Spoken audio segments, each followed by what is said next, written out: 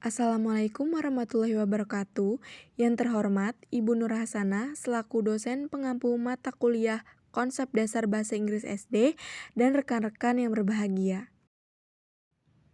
Pada kesempatan kali ini, kami dari kelompok 4 yang terdiri dari saya sendiri, Mesa Fitriani, dan dua rekan saya, Asrifina Monika dan Kristiana Enggar dari Prodi PGSD STKIP Kusuma Negara Jakarta.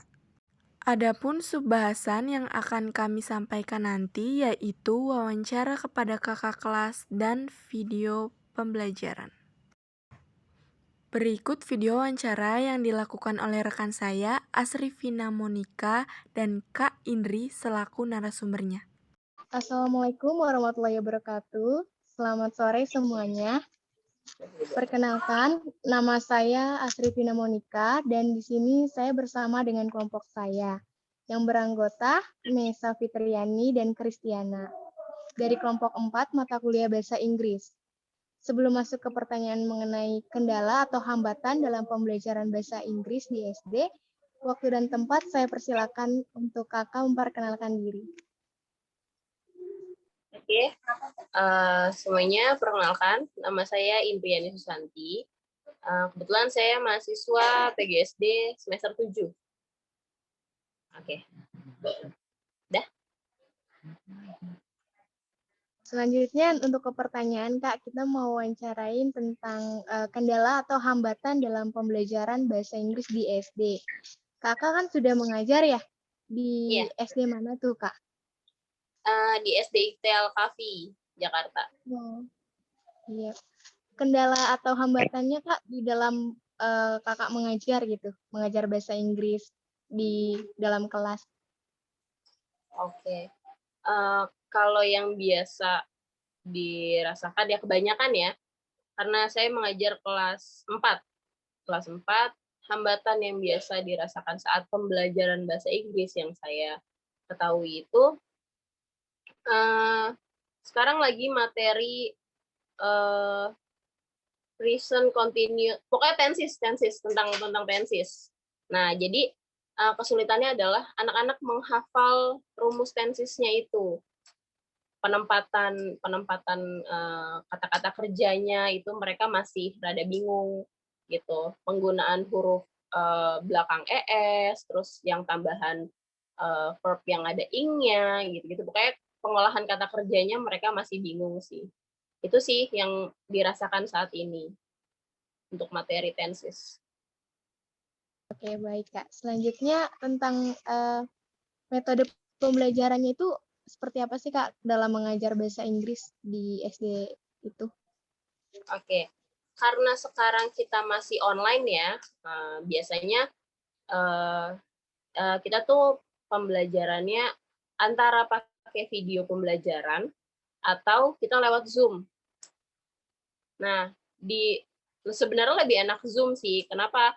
Kalau misalkan kita Zoom, kita bisa tahu anak itu udah sampai mana pemahamannya. Karena kan kita tes nih satu-satu. Coba kalian buat kalimat dengan menggunakan kata kerja ini gitu kan. Misalkan seperti itu.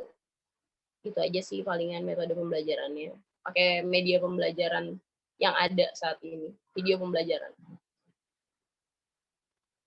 Untuk fasilitas fasilitas untuk pembelajaran bahasa Inggris itu disediakan dari sekolah atau bagaimana Kak tuh? Untuk fasilitas yang mendukungnya. Dari sekolah. Baik dari segi internet, kalau laptop enggak sih ya, laptop kita sendiri. Tapi internet dari sekolah udah ada. Model pembelajaran yang Kakak berikan gitu untuk anak peserta didik di kelas seperti apa Kak? Model pembelajarannya, kalau model pembelajaran secara khusus sih enggak ya, tapi kita lebih banyak diskusi sih. Pokoknya model-model pembelajaran yang digunakan itu model pembelajaran yang berbasis diskusi pokoknya. Yang dimana peserta didiknya pokoknya bisa ikut aktif juga antara peserta didik dan peserta didik, ataupun kita ke peserta didik ataupun peserta didik ke kita, pokoknya gitulah. Intinya semuanya harus aktif.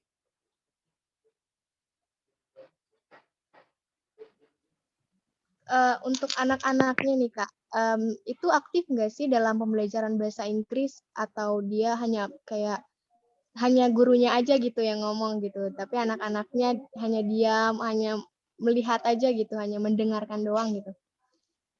Kebanyakan Seperti apa enggak, tuh, Kak, anak-anaknya? kebanyakan enggak. Ketika sudah masuk pembelajaran bahasa Inggris, mereka kalau yang saya rasa sih ya, kayak takut lah gitu. Aduh aku takut ditanya, aduh aku takut karena aku nggak ngerti. Biasanya makanya minggu depan insya Allah kita udah mulai PTM. Nah dari situlah kita tahu mana anak yang benar-benar ngerti, mana anak yang benar-benar emang nggak tahu sama sekali, itu kita bakal kelihatan. Tapi sepanjang pembelajaran sebelumnya karena lewat Zoom ya, itu tuh kalau belum kita suruh nyalain kamera, mereka nggak ada yang nyalain kamera gitu kan. Kalau belum kita tunjuk nanya, nggak ada yang mau jawab. Kalau belum kita tunjuk yang jawab, nggak ada yang mau jawab gitu. Rata-rata kurang aktif kalau nggak ditunjuk gitu. Tapi kalau udah ditunjuk, ya ada yang bisa, ada yang enggak gitu lah. Kan di dalam pembelajaran bahasa Inggris kadang siswa itu kan kurangnya motivasi ya, Kak, untuk belajar bahasa Inggris. Kadang mereka seperti yang tadi Kakak bilang, mereka harus ditanya gitu. Kalau misalkan mereka nggak ditanya, mereka selalu berargumen bahasa Inggris itu sulit gitu. Kayak bagaimana itu, Kak, dalam mengatasi anak ini supaya dia tuh berargumen bahasa Inggris itu tuh sebenarnya nggak sulit gitu. Karena kan bahasa Inggris diperlukan gitu kan ya, bahasa internasional. Iya. Biasanya solusi yang saya ambil ya, kalau masalah yang seperti itu, untuk meningkatkan motivasi anak-anak itu, yang pertama dalam pembelajaran itu nggak boleh kaku. Itu yang pertama, paling penting nggak boleh kaku. Pembelajaran harus menyenangkan, entah itu diseling games atau ada ice breaking, itu pasti harus. Yang pasti jangan pernah menyodorkan anak itu pembelajaran yang udah kita pokoknya harus belajar nih, belajar dari jam pertama sampai akhir itu belajar terus, tapi nggak diselingin. Jadi cuma anak-anak dikasih teori gitu, tapi tanpa ada selingan kayak games atau ibaratnya kita bercanda sama anak, itu bisa ningkatin semangat mereka.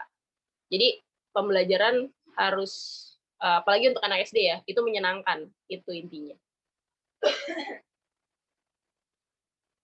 Media pembelajaran yang Kakak berikan ke para siswanya seperti apa? Media pembelajaran, kalau media pembelajaran itu kita masih pakai video pembelajaran sih ya medianya, masih audiovisual medianya, karena memang mayoritas anak itu lebih gampang nerima pelajaran kalau media yang dikasih ke mereka itu basisnya audiovisual. Jadi kalau audio doang mereka juga kadang-kadang nggak bisa ngebayangin. Kalau kita kasih gambar doang, mereka susah untuk niru ucapannya. Jadi ya pasti basisnya video sih, audiovisual.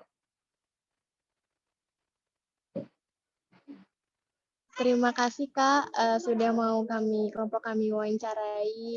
Terima kasih sudah memberikan waktunya untuk boleh masuk di dalam Zoom kami. Terima kasih, Kak. Wassalamualaikum warahmatullahi wabarakatuh. Waalaikumsalam warahmatullahi wabarakatuh. Baik, dapat disimpulkan dari video tersebut bahwa hambatan dalam pembelajaran bahasa Inggris di SD yaitu siswa-siswi sulit untuk mengerti materi yang diajarkan karena keterbatasan media. Dan di masa pandemi seperti ini, metode pembelajaran yang digunakan pasti menggunakan via Zoom atau video-video pembelajaran lainnya. Lalu, model pembelajarannya diperbanyak berbasis dalam diskusi. Dan yang terpenting adalah pembelajaran bahasa Inggris harus menyenangkan, yaitu contohnya seperti penyampaian materi dan diselingi dengan game atau ice breaking. Saya, Mesa Fitriani, mewakili kelompok 4 mengucapkan terima kasih banyak atas perhatiannya. Kurang lebihnya mohon maaf. Wassalamualaikum warahmatullahi wabarakatuh.